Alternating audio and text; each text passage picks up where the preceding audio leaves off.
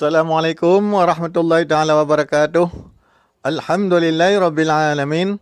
Allahumma shalli ala sayidina Muhammad wa ala alihi wa sahbihi ajmain. Amma ba'du. Bismillahirrahmanirrahim. Faslun, bermula ini itu satu fasal. Syurutus sujudi sab'atun, bermula segala syarat sujud itu 7. Sujud di dalam salat, di dalam sembahyang mempunyai 7 syarat.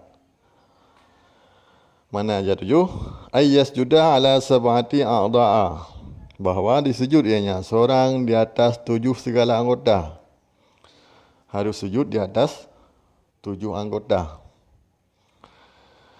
Wa antakuna jabahatuhu maghsyufatan, dan bahawa adalah dahinya orang yang salat itu terbuka.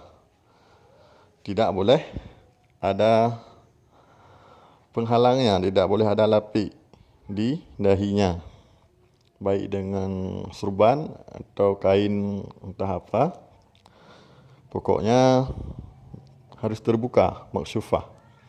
Wa tahammulu bi ra'sihi, dan menanggung dengan kepalanya seorang, maksudnya beban kepala harus ditanggung, maksudnya ditekan sedikit dengan kepalanya, tidak boleh kepala itu melayang. Wadamul huwi li ghairihi, dan tiada turun bagi selainnya sujud, dan tiada huwi, tiada maksud, tiada gugur. Huwi banyak makna, saya cenderung memberi makna turun, jatuh boleh juga maknanya.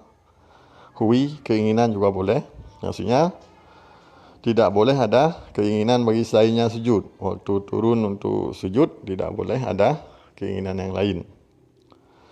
Walla yasjuda ala syai'in yataharraku bi harakatihi, dan bahawa tidak sujud ianya seorang di atas sesuatu yang bergerak, ianya sesuatu dengan gerakannya seorang. Tidak boleh sujud di atas sesuatu yang bergerak. Jika dia bergerak, maka sesuatu tersebut juga ikut bergerak. Wa irtifa'u asafilihi ala a'alihi, dan tinggi sebawah-bawahnya seorang di atas tinggi-tingginya seorang. Harus tinggi pantat daripada kepala.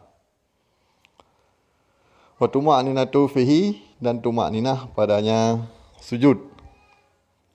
Inilah 7 syarat yang harus diperhatikan orang yang salat ketika sujud. Khatimatun, bermula ini itu satu khatimah. A'da'u sujudi sab'atun, bermula segala anggota sujud itu 7. Syarat yang pertama tadi yaitu sujud di atas 7 anggota, yaitu anggota yang 7 itu mana aja, yaitu al-jabahatahu, dahi, wa butunul kafaini, dan butun 2 telapak tangan, warukbatani, dan 2 lutut, wa butunul asabi'ir rijlaini, dan butun jari-jari 2 kaki. Mana butun? Perut. Inilah 7 anggota yang wajib sujud, yaitu dahi, telapak tangan, 2 telapak tangan, 2 lutut, dan perut, jari-jari kaki. Minimal ibu jarinya harus tersentuh dengan musalla, dengan tempat yang kita sujud tersebut. Inilah 7 anggota yang wajib tersentuh lantai atau tersentuh dengan musalla. InsyaAllah bisa dipahami.